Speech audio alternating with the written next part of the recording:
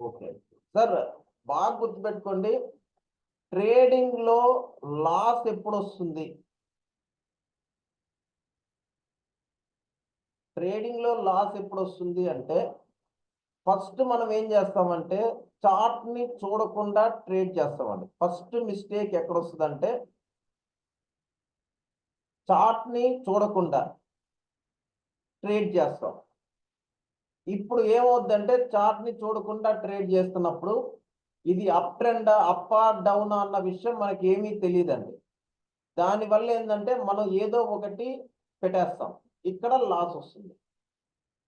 Second ఎక్కడ loss వస్తుంది అంటే, సార్ నేను చెప్పేది ఏంటంటే బిగ్ లాస్ రావడానికి ఛాన్స్ ఎక్కడుంది? బిగ్ లాస్ రావడానికి ఛాన్స్ ఉంది. మామూలు 1500, 1000 రూపీస్ లాస్ ఓకే అండి. ఒక్కొక్కసారి మనం 5000, 10,000కి లాస్ వెళ్ళిపోతాం. ఎందువల్ల లాస్ వెళ్ళిపోతాం అంటే చార్ట్ చూడకుండా ట్రేడ్ చేస్తాం. రెండోది ఏం చేస్తామంటే ఎమోషన్ ట్రేడింగ్ చేస్తామండి. ఎమోషన్ ట్రేడింగ్ ఎప్పుడు చేస్తాము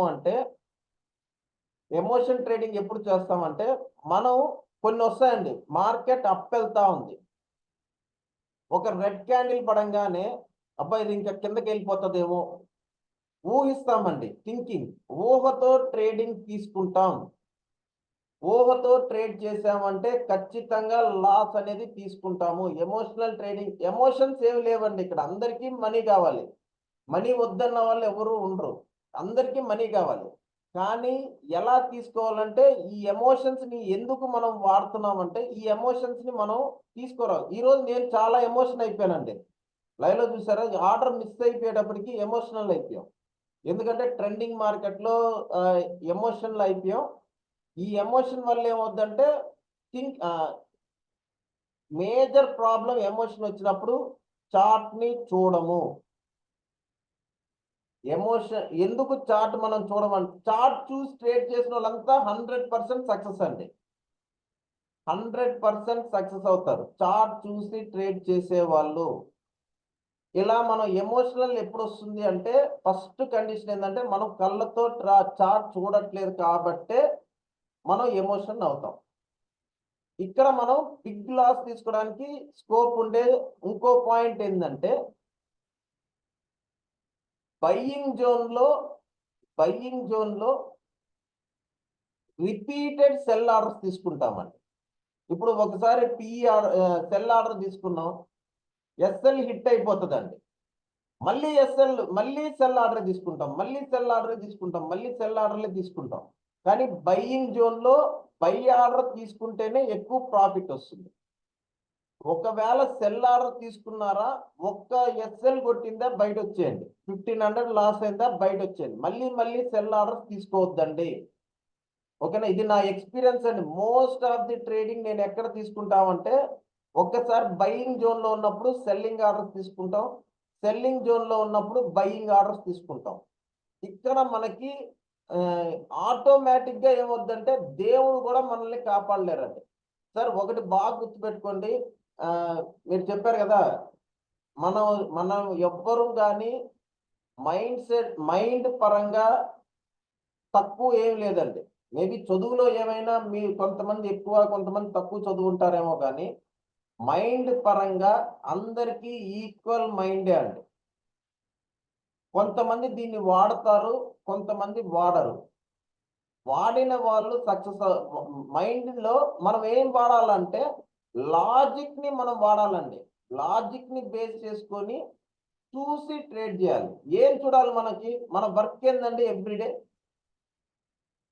బయ్యింగ్ జోన్ లో ఉందా, సెల్లింగ్ జోన్ లో ఉందా అన్ని ఐడెంటిఫై చేయడమే మన డ్యూటీ. బయ్యింగ్ జోన్ లో ఉందా, సెల్లింగ్ జోన్ లో ఉందా అనేది ఐడెంటిఫై. లేదు, బై నుంచి సెల్ కన్వర్ట్ అయ్యేది మనం చూడాలి, లేదా సెల్ టు బై కన్వర్ట్ అయ్యేది చూడాలి. ఈ 4 పొజిషన్లే అండి మనకి.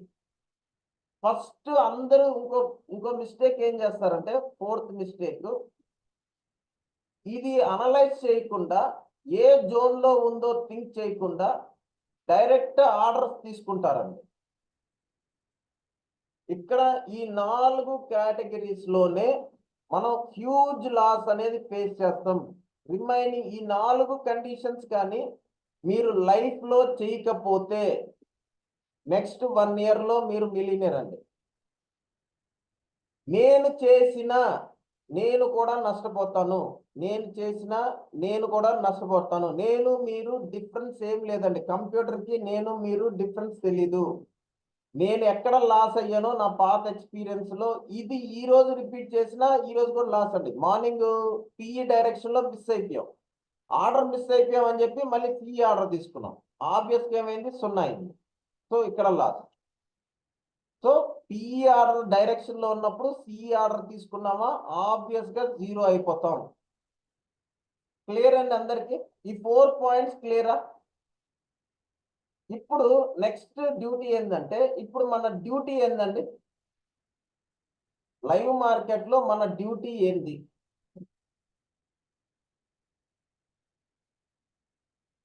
అందరూ వచ్చి కూర్చుంటారండి, లైవ్ లో వచ్చి కూర్చుంటున్నారు. లైవ్ లో మీరు ఏమవుతున్నారంటే, అందరూ ఆర్డర్లు ఉంటే చెప్పండి సార్, ఆర్డర్లు ఉంటే చెప్పండి సార్ అన్నారు. కానీ ఒక్కరన్నా ఏ జోన్ లో ఉంది అని అడగరా? ఏ జోన్ లో ఉంటే మీరు ఆర్డర్ పెట్టుకోవచ్చు కదా.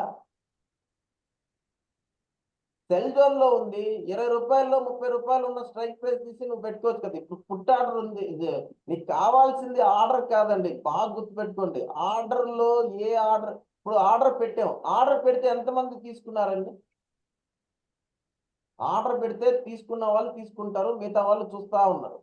మీరు ఏం అడగాలంటే, లైవ్ లో ఉన్నప్పుడు, లైవ్ లో కానీ ఏది కానీ, ఏ జోన్ లో మార్కెట్ ట్రేడ్ అవుతుంది? బై జోన్ లో ట్రేడ్ అవుతుంది అంటే ఆప్షన్ చార్ట్ లో కాల్ ఆర్డర్ పెట్టుకోండి, కాల్ కి సంబంధించిన చార్ట్స్ పెట్టుకోండి. ఆ చార్ట్ లో ఒక నిమిషం అటు చూశారు అంటే ఆర్ఎస్ఐ ఎంత ఉంది, ఇది ఎంత ఉంది, 20 ఎంఐ ఏదైనా ఒకటి, 20 మూవింగ్ యావరేజ్ పెట్టుకున్నారా, 20 కన్నా పైన ట్రేడ్ అవుతున్నప్పుడు ఎంట్రీ. కలర్ గేమ్ ఉంది కదండి. సో బయింగ్ జోన్ లో ఉంది, రెడ్ క్యాండిల్ పడిందా, రెడ్ క్యాండిల్ హైకి ఎంట్రీ తీసుకోండి. సెల్లింగ్ జోన్ లో ఉంది, అప్పుడు పుట్ చార్ట్ లో రెడ్ క్యాండిల్ హై ఎంట్రీ తీసుకోండి. సింపుల్ అండి. ఇది ఎగ్జిక్యూట్ చేస్తే మీరు సక్సెస్ లోకి వెళ్తారు. ఇది కాకుండా మనం ఏమి చేసినా భారీ లాస్ లోకి వెళ్తాం. భారీ లాస్ నుంచి అతి భారీ లాస్ ఎప్పుడు వెళ్తాం అంటే ఇలాంటి సిచ్యువేషన్స్ లోనే వెళ్తాం.